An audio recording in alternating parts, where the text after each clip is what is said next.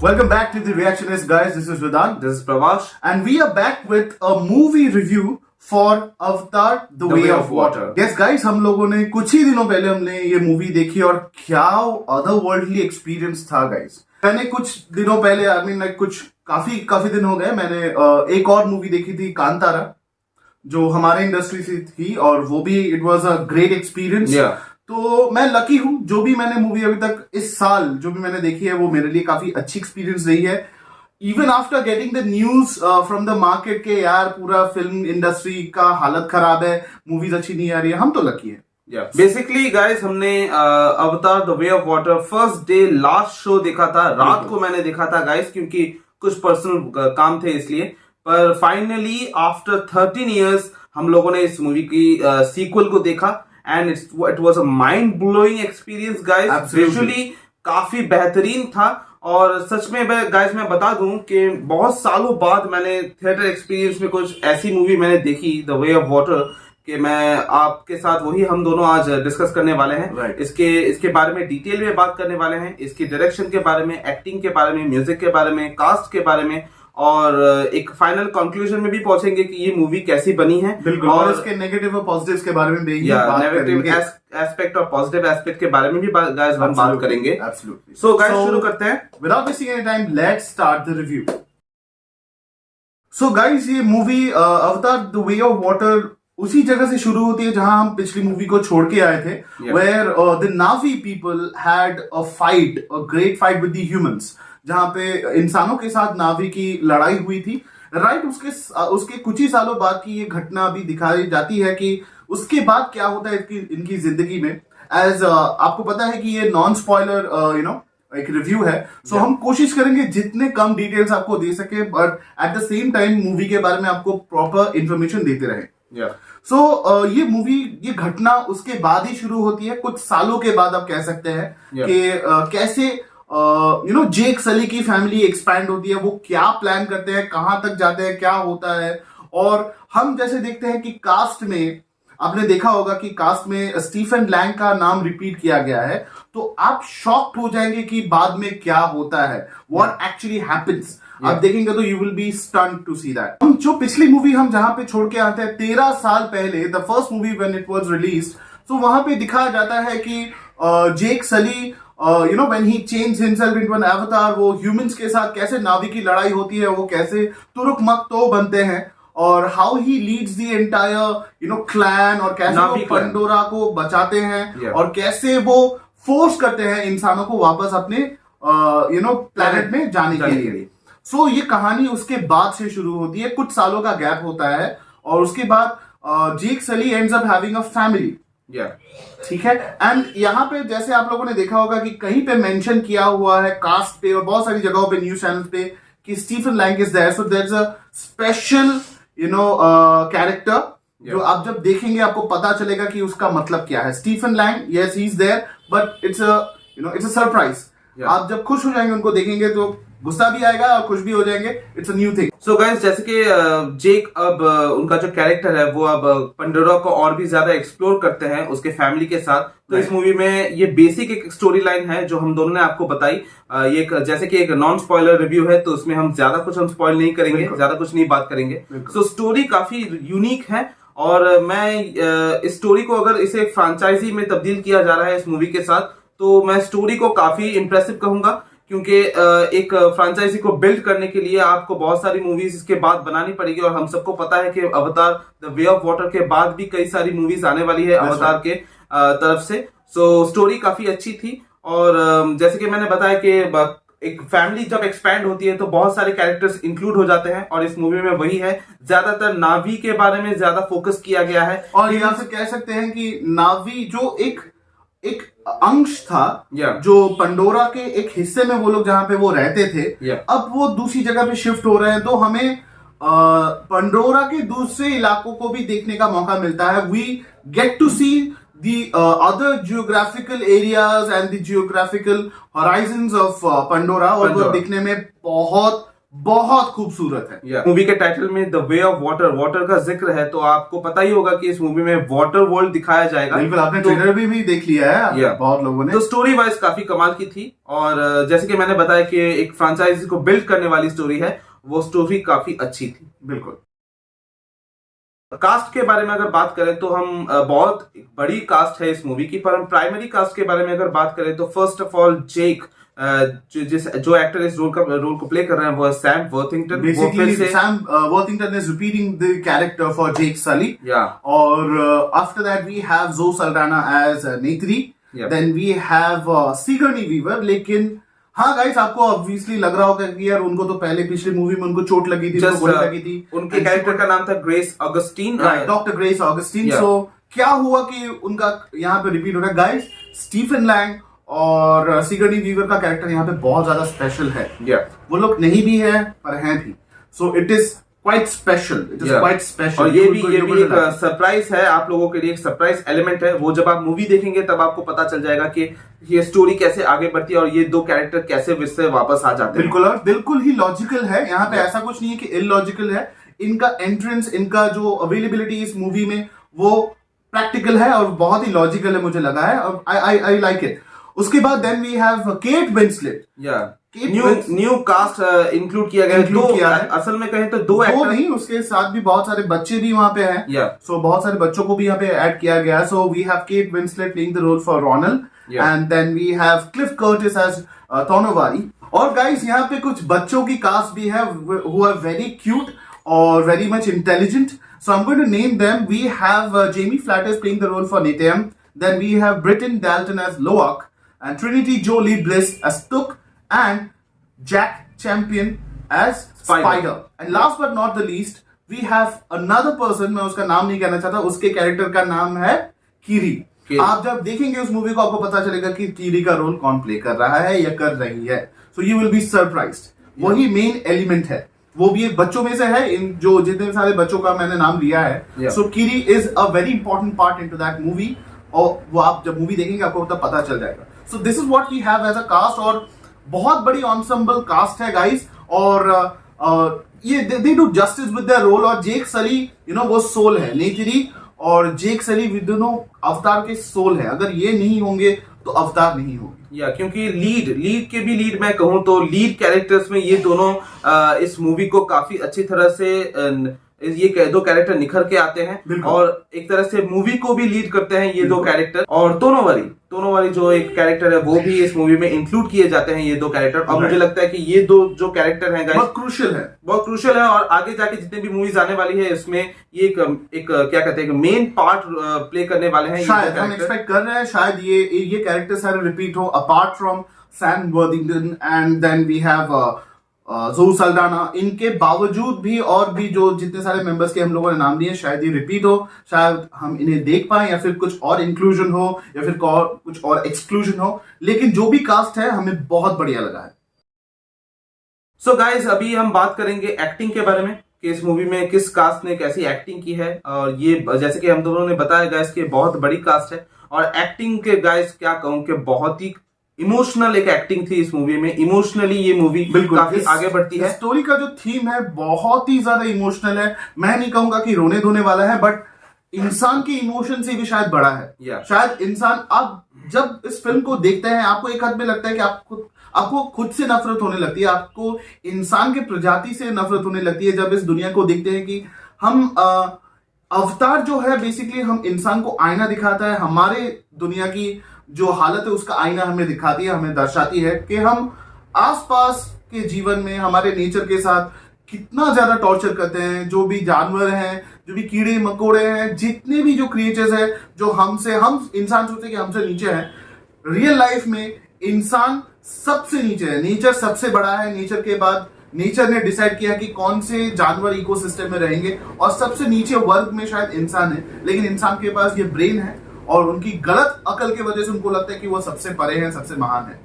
तो अवतार में भी ऐसा ही दिखाया गया कि यहाँ पे प्रायोरिटी दिया गया है नेचर को, वाटर को, लाइफ को, and it is all about life.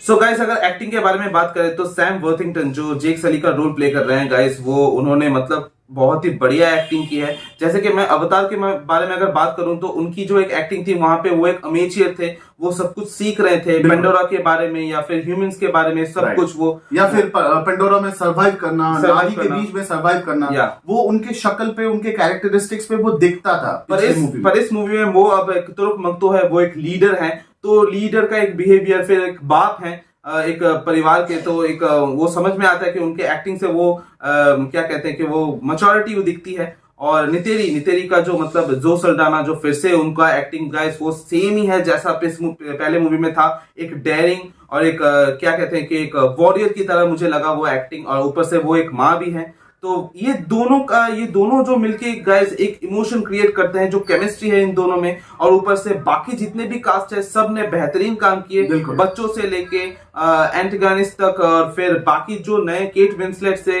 Cliff Curtis, वो बाकी सब लोगों ने काफी बेहतरीन एक्टिंग की है। और एक्टिंग के मामले में गाइस आप सबको एक इंडियन ऑडियंस के जो फील करना चाहते हैं, आप बहुत इजीली कनेक्ट कर सकते हैं हमारा जो इमोशन है। और इस बार जाके अवतार का जो इमोशन है वो पहले भी अच्छा ही था, हम लोग बहुत इजीली कनेक्ट कर पाए थे। जितने भी वर्ल्ड ऑडियंस है, जितने भी लोग हैं इंडिया के, any Asian country, any European country, हम सब कनेक्ट कर पाए हैं अवतार मूवी से, पिछले वाले में भी और इस वाले में भी बहुत ज्यादा हम लोग कनेक्ट कर पाए हैं, because the emotion was there. Purest एक सोल के जैसे एक हमें एक एक्टिंग देखने को मिलती है कि सब कुछ प्योर है यहाँ पे, एक कामनेस है एक्टिंग में, और इमोशंस जो है वो इंडियन ऑडियंस जैसे बॉलीवुड मूवी में देखती है वैसा हमें एक वेस्टर्न मूवी में देखने को मिलेगा। बहुत पसंद आएगी, बहुत पसंद आएगी आप सबको।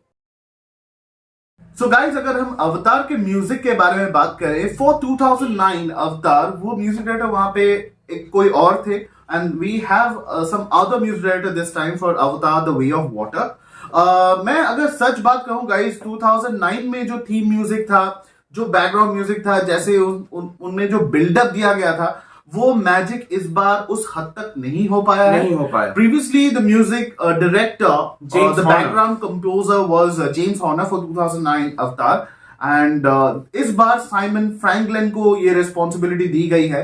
तो मैं कहूंगा कि एवरेज सा बैकग्राउंड म्यूजिक था, क्योंकि बहुत ऐसे बैकग्राउंड म्यूजिक है जिनको रिपीट किया गया है, और मैं चाहता था कि यहाँ पे बहुत ज्यादा इमोशनल कोई बैकग्राउंड म्यूजिक हो जिसको इस इमोशनल सीन को सपोर्ट कर पाए, और कुछ ऐसे पेस, रेसी, वाटर बेस्ड कुछ ऐसे सीन्स थे जहां पे म्यूजिक की बहुत जरूरत होती है। अवतार वैसा एक मूवी है, ऐसा एक फ्रेंचाइजी है जहां पे म्यूजिक की बहुत जरूरत है, क्योंकि हम लोगों ने पहले वो एक्सपीरियंस हम लोग कर चुके हैं, और James Horner had done a great job in the previous movie, but this time Simon Franklin as the music composer for Avatar The Way of Water, I am not that happy. For 2009 Avatar movie, James Horner created a masterpiece in music as well.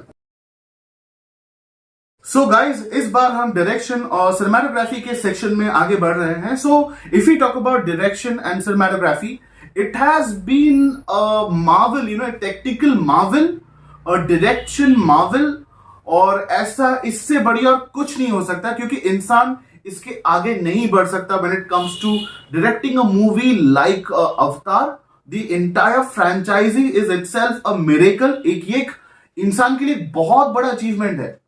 जब से cinema शुरू हुई है, जब से movie making, film making शुरू हुई है, तब से लेके आज तक जो हम लोगों ने एक्सपीरियंस किया है अवतार में, इससे बेहतर कुछ नहीं हो सकता है। जेम्स कैमरॉन जैसे डायरेक्टर, ऐसे फिल्म मेकर, ऐसे थिंकर, एक रेवोल्यूशनरी है वो, और ये बहुत कम पैदा होता है दुनिया में, जो अपने जिंदगी के आधे से ज्यादा का वक्त उन्होंने सिर्फ अच्छे कंटेंट को बनाने में दे दिया है। चाहे वो कह लीजिए आप टाइटैनिक, अवतार के फ्रेंचाइजीज के जितनी भी मूवीज हैं, सब कुछ। सो गाइस, अगर जेम्स कैमरॉन के फिल्मोग्राफी की अगर बात करें तो उनके करियर में बहुत बड़ी मूवी है, और जैसे कि पहले से शुरुआत करें तो the Terminator 2, Judgment Day, True Lies और टाइटैनिक, और उसके बाद अवतार, इतनी सारी मूवीज गाइस उन्होंने एक साथ डायरेक्ट की हैं, और वो सब मतलब एक क्या कहते हैं कि बहुत मैसिव मास्टरपीस है वो, मास्टरपीस। और अगर डायरेक्शन के बारे में हम दोनों अगर बात करें तो डायरेक्शन इस मूवी में भी दिखता है,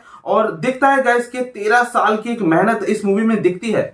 और अगर मैं कहूं को डायरेक्ट इतनी बड़ी मूवी को, इतने बड़े कास्ट को अगर एक साथ डायरेक्ट करना, ये उनके लिए पहली बात नहीं है, क्योंकि इससे पहले वो टाइटैनिक में ये काम कर चुके हैं। ऐसा माइंडसेट रखना, नए टेक्नोलॉजी को एक साथ ले आना, उसके साथ अच्छी कास्टिंग करना, उसके बाद अच्छी तरह इमोशंस दिखाना, स्टोरी पे ज्यादा फोकस करना, उन सबको कंबाइन करके इतने सालों बाद एक अच्छी मूवी को रिलीज करना, ये बहुत बड़े डायरेक्टर का ही काम नजर आता है। और वही गाइस हमें इस मूवी में दिखा, डायरेक्शन टॉप क्लास थी इस मूवी में। अगर हम टाइटैनिक के बारे में बात करें, वो ऐसे जमाने में रिलीज हुई थी जब इंडिया में, अगर एशियन कंट्री के में अगर इंडिया के बारे में बात करें तब तो इंटरनेट था ही नहीं, there was no such exposure. लेकिन उस फिल्म का इम्पैक्ट ऐसा था कि केट विंसलेट को, लियोनार्डो डी कैप्रियो को और टाइटैनिक के बारे में हजारों लोग, लाखों लोग, करोड़ों लोग इंडिया में सब जानते थे। कोने कोने में वो मूवी गाइस, वो क्या कहते हैं कि पॉपुलैरिटी मिला था उस मूवी को। तो आप समझ सकते हैं कि प्रमोशंस की कोई जरूरत नहीं पड़ती। जब आप अच्छी मूवी बनाते हैं तब जाके आपको लोग याद रखते हैं, ऑडियंस आपको याद रखती है। तो जेम्स कैमरन को 13 साल के बाद भी 2009 में अवतार निकली थी, आज भी इस मूवी का यूएसपी देखिए गाइस, ये अभी भी लोगों में वही जज्बा है, वही उत्साह है इस मूवी को देखने का। और आप समझ सकते हैं कि डायरेक्टर के लिए ये सब पॉसिबल। जेम्स कैमरन, मैं फिर से कहना चाहता हूं कि वो एक डायरेक्टर नहीं है। उन्होंने अपनी जिंदगी, आधी से ऊपर जिंदगी उन्होंने सिर्फ अच्छे फिल्म बनाने में दे दी है। तो ऐसे निस्वार्थ इंसान के लिए, ऐसे विजनरी को हम नमन करते हैं कि उन्होंने अपनी जिंदगी के इतने सारे वक्त हमें अच्छा क्वांटिटी, अच्छी क्वालिटी पे उन्होंने ध्यान दिया है, अच्छी फिल्म मेकिंग में उन्होंने ध्यान दिया है। तो इनकी मूवीज बिजनेस स्कूल्स में, फिल्म मेकिंग इंस्टीट्यूट्स में ये सिखाई जाएगी, बताई जाएगी। I am 200% sure about this. So guys, last but not the least, इस मूवी के जो मेन एस्पेक्ट के बारे में हम बात करेंगे, जिसके लिए हम सब मतलब एक्साइटेड हैं, वो है वीएफएक्स। वीएफएक्स गाइस में टॉप क्लास है इस मूवी में। अगर मैं डिटेल में बात करूं तो आपने अगर उस मूवी को एचडीआर में देखा था, तो इस मूवी की जो वीएफएक्स है वो 4K है। 4K से भी अगर ऊपर कुछ हुआ तो वही होगी, मतलब कुछ भी, मतलब ये मेरा एक डेफिनेशन है बताने का। तो आप समझ सकते हैं कि मैं इसके बारे में डिटेल में ज्यादा बात नहीं करूंगा, क्योंकि अगर इस मूवी के वीएफएक्स के बारे में अगर बात करने जाऊं तो ये वीडियो का कभी खत्म ही नहीं होगी गाइस। मोशन कैप्चर के बारे में बात करें, और एक यहाँ पे बहुत बड़ी समस्या थी इस मूवी को लेके कि अब की बार ये मूवी पानी के नीचे शूटिंग होने वाली थी, और कास्ट से लेके वीएफएक्स जो कंपनी है, स्टूडियोज है, टेक्नीशियंस है, बहुत बड़ी चुनौती का सामना करना होगा। क्योंकि आप सबको पता है कि इस मूवी की जो मेकिंग, जो फोटोज हमें इंटरनेट में देखने को मिली थी, तो हम लोगों ने देखा था कि सचमुच में वो लोग अंडर वाटर शूट कर रहे थे। और ये काफी ही बहुत मुश्किल चीज है कि अंडर वाटर कोई भी चीज को वीएफएक्स के जरिए से दिखाना इम्पॉसिबल है गाइस। जो भी उन्होंने जो टास्क कंप्लीट किया है, आप अगर कुर्सी से उठ के, फिल्म के एंड में अगर आप कुर्सी से उठ के अगर आप लोगों ने ताली नहीं बजाई तो मेरा नाम बदल देना। ये ऐसा एक्सपीरियंस, ऐसा वीएफएक्स ना आपको मार्वल दिखा सकती है, ना आपको डीसी दिखा सकती है, या फिर कोई भी प्रोडक्शन हाउस। मैं लिख के देता हूं कि अगर ऐसा विजन ना हो तो ऐसी फिल्म, ऐसी वीएफएक्स पे आप कंट्रीब्यूट नहीं कर सकते। ये लोग वीएफएक्स आर्टिस्ट नहीं थे, ये लोग साइंटिस्ट थे, ये लोग जीनियस थे, जिन्होंने इस पिक्चर में वीएफएक्स के जरिए जान डाली इसमें। और एक भी शॉट वैसा नहीं है गाइस मुझे लगा कि ये फेक है। यहाँ पे वीएफएक्स थोड़ा कम हो गया है। हमें तो लगा कि यार ये रियल लाइफ है, ये रियल वर्ल्ड है, बस एक कैमरा लेके पहुंच गए, मुझे ऐसा लगा, और कुछ नहीं था। ऐसा एक जगह भी ऐसा नहीं लगेगा आपको कि आप, एक फेक वर्ल्ड है, एक वीएफएक्स वर्ल्ड है। जहां तक हम लोगों ने मार्वल की बहुत सारी बेस्ट मूवीज हम लोगों ने देखी है, वहां पे भी पता लग जाता है कि बहुत जगहों पे ये वीएफएक्स है, बहुत जगह पे लगता है कि ये वीएफएक्स नहीं है, और ऐसा लगता है। लेकिन ऐसा कटिंग एज वीएफएक्स गाइस मैंने इससे पहले नहीं देखा, नहीं हो सकता है। इतने सालों की मेहनत, जो अकल लगी है, जो पैसा लगा है, जो दिमाग लगा है, वो सही जगह पे लगा है। क्योंकि अब जाके मुझे ये पता लगा है कि आप किसी एक कंटेंट को बनाने में आप सिर्फ पैसे खर्च नहीं कर सकते हो, आपको एक्सपीरियंस गैदर करनी होती है। तो अगर आप मार्वल और डीसी जैसे बड़े प्रोडक्शन हाउस हो, आप कुछ उखाड़ नहीं सकते हो अगर आपके पास एक्सपीरियंस नहीं हो, कोई एक अच्छा विजन नहीं हो आपके लाइफ में। और गाइस, अगर आपको ये वीएफएक्स अगर अच्छी तरह से एक्सपीरियंस करनी है तो मैं आपको सजेस्ट करूंगा कि ये मूवी हॉल में, सिनेमा हॉल, थिएटर में ही जाके देखिए, और IMAX 3D में ही देखिए गाइस, क्योंकि आपको लगता होगा यार इतना पैसा देके कौन करेगा, पर ये एक ऐसी मूवी तो अच्छी देखो या ताकि आपको अच्छा एक्सपीरियंस मिले। क्योंकि गाइस ये मूवी 13 साल बाद रिलीज हुई है तो देखना बनता है गाइस, बड़े बड़े पर्दे पे ऐसा देखना मौका बनता है। फिर नहीं आने वाला है। सोच लीजिए, समझ लीजिए 2022 की शोले है और आप इसको आपको देखना ही होगा, ये जरूरी है। सो गाइस, अगर हम लोगों ने टेक्निकली बहुत कुछ हमने अगर नहीं बताया वीएफएक्स के बारे में, तो हमें जैसा लगा हमने वैसा ही वीएफएक्स के बारे में ऑडियंस जैसा एज अ ऑडियंस एक्सपीरियंस किया है। टेक्निकल एस्पेक्ट से नहीं बताएंगे हम लोग को वैसे उतना पता भी नहीं है टेक्निकल एस्पेक्ट। हम जो देखते हैं, जो समझते हैं, थोड़ा सा रिसर्च करते हैं, वही आपको बताते हैं और आपको एज एन ऑडियंस एक्सपीरियंस जैसे कि आपको ये मूवी देखनी चाहिए या नहीं देखनी चाहिए। सो वीएफएक्स गाइस हमारे लिए 200% था इस मूवी के लिए और हमारे लिए भी, और वीएफएक्स हमें काफी बेहतरीन लगा और वैसा ही सेम मैं वीएफएक्स में एक्सपेक्ट कर रहा हूं जो 2024 को ये मूवी और एक मूवी निकलने वाली है, तो उसमें भी मैं ऐसा ही वीएफएक्स एक्सपेक्ट करूंगा जेम्स कैमरन से। बिल्कुल, because Avatar series the franchise is not going to stop very soon. So guys, हम लास्ट में पहुंच गए हैं कंक्लूजन पे। इस मूवी के कंक्लूजन के बारे में बात करनी पड़ेगी, ये मूवी हमें कैसी लगी। तो गाइस, इतने सारे एक्सपीरियंस के बाद तो हमको ये खराब तो जरूर नहीं लगेगी। ये बहुत बड़ी एक्सपीरियंस है। मैंने जैसे आपको थोड़ी देर पहले कहा कि ये हमारे लिए करंट टाइम की ये शोले है, हमारे करंट टाइम के लिए मुगल आजम है। ऑब्वियसली हमारे इंडस्ट्री से ये आई नहीं है, दिस इज डिसअपॉइंटिंग, लेकिन शायद कुछ सालों में शायद अचीव कर ले, शायद ऐसा हो। क्योंकि अगर ब्रह्मास्त्र से ये शुरुआत हो चुकी है तो धीरे धीरे मैं समझ रहा हूँ कि और भी डायरेक्टर आगे आएंगे और इस तरह के कॉन्सेप्ट के ऊपर मूवी बनाएंगे। इस तरह से भी ना हो, कई और तरीके से भी चाहो, अगर मूवी बनाओ तो अच्छी बनाओ। जैसे कि जेम्स कैमरन बना रहे हैं, उनको एक अपने विजन के ऊपर भरोसा है, इसलिए उन्होंने 13 साल इस मूवी को दिए हैं। कोई और डायरेक्टर होता शायद तो शेल्फ कर देता या फिर 13 सालों में 15 या 16 पिक्चर्स वो बना ही लेता, लेकिन उन्होंने एक ही मूवी बनाई, एक के ऊपर ही फोकस किया। सो गाइस, अगर मूवी के कंक्लूजन के बारे में बात करें तो मुझे काफी पसंद आया। सो गाइस, याद रखें कि ये मूवी एक सीक्वल है और पहली जो मूवी होती है सीक्वल का दारोमदार उससे ज्यादा होता है, उसे और बेहतर बनाने की बहुत ज्यादा रिस्पॉन्सिबिलिटी बहुत ज्यादा होती है और उसे और भी बेहतर बनाने की कोशिश करनी पड़ती है। और वैसा ही जेम्स कैमरन ने यहाँ पे किया, पूरा एंटायर उनके टीम ने वैसा ही किया। एक्टिंग कहिए, डायरेक्शन कहिए, कास्टिंग कहिए, वीएफएक्स, स्टोरी, सब कुछ यहाँ पे बढ़िया था। टॉप नॉच है। अगर इसे रेट करना हो तो मैं इसे 9 आउट ऑफ 10 रेटिंग देता हूँ। I will give 9.5. I will give 9.5. वो अगर 9 देंगे तो मैं देना चाहूंगा 9.5, क्योंकि मुझे इसके इमोशनल जो भी पार्ट्स है उसके लिए मैं उसको 0.5 ज्यादा देना चाहता हूँ, क्योंकि ह्यूमन कनेक्शन होना चाहिए। 9 आउट ऑफ 10 मैंने इसलिए बताया क्योंकि वन जो स्टार है वो मैं अगर रिड्यूस करूंगा उसके क्या कहते हैं म्यूजिक के लिए, क्योंकि म्यूजिक वहां पे अच्छी हो सकती थी। क्योंकि अगर आप देखिए, म्यूजिक एक बहुत बड़ी पार्ट है एक मूवी की, एक बैकग्राउंड स्कोर काफी बहुत ही बड़ी रोल प्ले करती है एक मूवी में। अगर आप सब कुछ विजुअली दिखा रहे हो तो वहां पे उस विजुअल को फील कराने के लिए एक अच्छी म्यूजिक की जरूरत पड़ती है। और इस मूवी में मुझे म्यूजिक पहली वाली से अच्छी नहीं लगी, क्योंकि अगर ये पहली मूवी होती है सीरीज की तो मैं म्यूजिक को उतना जज नहीं करता, पर मैं जेम्स हॉर्नर की वो म्यूजिक मैंने सुनी है और मुझे काफी पसंद आई थी। पर इस मूवी में मुझे म्यूजिक के लिए मैं 9 आउट ऑफ 10 दे रहा हूँ। ओवरऑल मुझे ये मूवी काफी पसंद आई। यही था हमारा overall review for the movie अवतार द वे ऑफ वाटर। अगर आपको हमारा रिव्यू अच्छा लगा हो तो आइए हमारे कमेंट बॉक्स पे हमें आके बताइए कि आपको क्या अच्छा लगा, कौन सा पॉइंट आपको गलत लगा, कहाँ पे हम खुद को बेहतर कर सकते हैं। आप जरूर आइए हमारे कमेंट बॉक्स में आके हमें बताइए। You can come to our social media handles, that is in Instagram and Twitter. You can update us about and give feedback to us about review out there as well. आप चाहे तो हमारे channel को support कर सकते हैं through super thanks, आप कर सकते हो यार, there is not a problem. And you can come and subscribe our channel, like, share and subscribe. वो बहुत ही ज्यादा इंपॉर्टेंट है। आप बेल आइकन को जाके क्लिक करो, क्योंकि आपको लेटेस्ट अपडेट मिलते रहेंगे, क्योंकि हम लोग धड़ाधड़ अपडेट कर रहे हैं यार, धड़ाधड़ हम अपने बहुत सारी वीडियो अपलोड्स कर रहे हैं, तो so that you can stay updated and stay with us and keep liking us and keep waiting for new content which we are going to give from our end. और अभी जाके guys अवतार the way of water movie देखिए cinema hall में, book करो ticket, या अभी जाके गाइस अब जल्दी जाके मूवी को देखिए जब तक ये मूवी सिनेमा हॉल पे है। ये एक सिनेमा हॉल थिएटर में ही एक्सपीरियंस करने वाली मूवी है। मोबाइल में मत देखो यार, जितना भी हाई एंड तुम्हारा मोबाइल हो, आईफोन हो या कुछ भी हो जाए, ये थिएटर में ही देख के एक्सपीरियंस हम लोगों ने गाइस कोशिश की है इस मूवी के बारे में आप लोगों को बताने की। हमारी एक एक्सपीरियंस थी हम लोगों ने शेयर की हम दोनों ने। और अगर हमसे कोई गलती हो गई तो हमें माफ कर दीजिए। अगर आपको इस मूवी के बारे में और भी कुछ शेयर करना हो तो आप कमेंट सेक्शन में जाके बताइए।